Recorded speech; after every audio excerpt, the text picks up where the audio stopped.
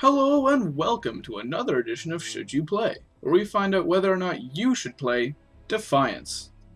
Defiance is a third-person shooter massive multiplayer online game, or TPS MMO. It plays just like your typical third-person shooter, with added MMO elements, which may or may not be a bad thing, all based on personal preference of course. Disclaimer though, it's hard to do a full should you play on an MMO, because technically the game never ends, meaning I'll never be able to finish it and give you a proper should you play. I'll give you the abridged version of the story that I know so far. Aliens arrive on Earth. Humans don't like aliens. Humans and aliens get into a big war. Humans and aliens realize that working together is better, or something. Something called an arc explodes, which causes the Earth to be terraformed into an unrecognizable state. And apparently this also means that there are mutants, giant bugs, radiation, and a large assortment of other problems that you now have to deal with. Oh, and pieces of rock called arcfall come crashing down to Earth. And apparently they're valuable, though you're not told why. And now you have to save the world from itself, I guess. The game was very clearly designed for consoles. The PC controls are somewhat wonky, and their interface and menus are absolutely dreadful. For example, you will need to open up a menu, like your character screen, then hold space to open a radial menu to access things like the Defiance store and settings. Oh, I should mention you need to go under settings in order to quit the game. What? Basically, if you have a wired Xbox 360 controller laying around, use it. Not only will it save you a world of trouble, but your playing experience may well be better for it. Speaking of design, let's talk a little bit about the character customization screen. For a modern MMO, it is extremely lacking in features. You get sliders to change the shape of your face, a few hair options, and skin color. That's it. You're locked into a body type. Also, as far as I know, your class makes little difference on the story itself, aside from the gun you start with, which is extremely disappointing, as each class is actually given its own backstory, a missed opportunity in my opinion. Now, as far as traveling around the world, well, Defiance has an interesting travel mechanic. There are no flight paths, and the fast travel areas are few and far. You actually travel around the map using your own personal vehicle. You get an ATV early on in the game, which you can later acquire larger scale vehicles, such as cars or trucks. Every vehicle comes with a boost, which is useful for getting unstuck from doodads or to simply go faster. Unfortunately, there are some bugs with these vehicles. ATVs, for instance, will get stuck on or thrown away from practically any doodad you encounter while driving. Some of the cars won't actually let you leave the vehicle until you've slowed down, and others will sometimes have a 1 to 2 second delay before you can actually start using the vehicle. That's after your character's already completed the getting in animation. Many of the weapons feel extremely underwhelming. Pistols and assault rifles, for example, are vastly inferior when compared to submachine guns or light machine guns.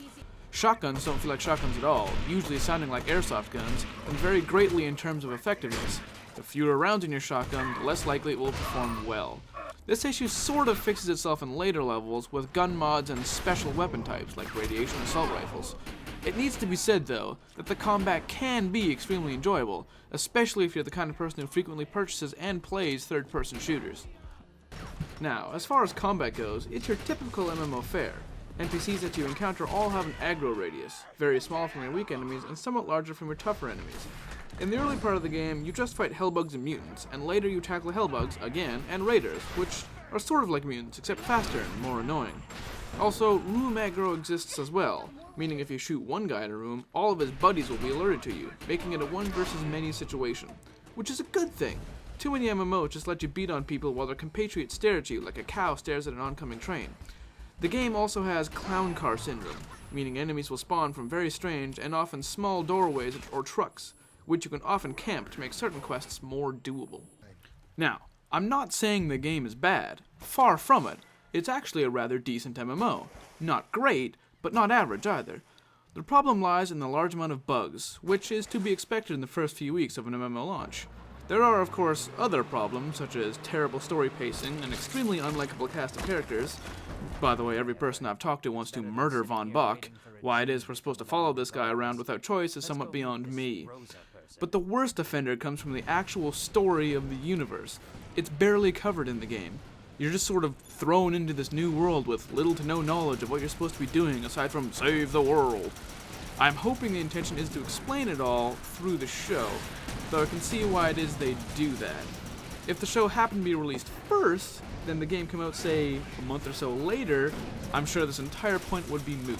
But as it stands, you're given very little information, which for someone like myself who enjoys games for their story, is a huge downer. The price of the game is a little steep as well. It'll cost you a whopping $60. There is no subscription, but that's still a pretty steep asking price. If, say, the game were priced at $30 or even $40, I would recommend this game, hands down. But for what you're getting, the bugs, story holes, unlikable cast, it simply isn't worth it. I do need to point out, though, that I'm only an ego rating of 239, and as such, I haven't got to the endgame content yet, so this may very well all change before or after that point. I simply don't know. I will say, though, that when this game goes on sale or has some kind of promo, which will likely be in the next few months, you should pick it up, especially if you're an MMO person. By then, most of the bugs will hopefully have been ironed out, and the show will have been running for a nice length of time, filling in the numerous holes in the game. Well, one can hope. Well, that's all there is to say about this. So hopefully this has provided you with enough information to decide whether or not you should play Defiance.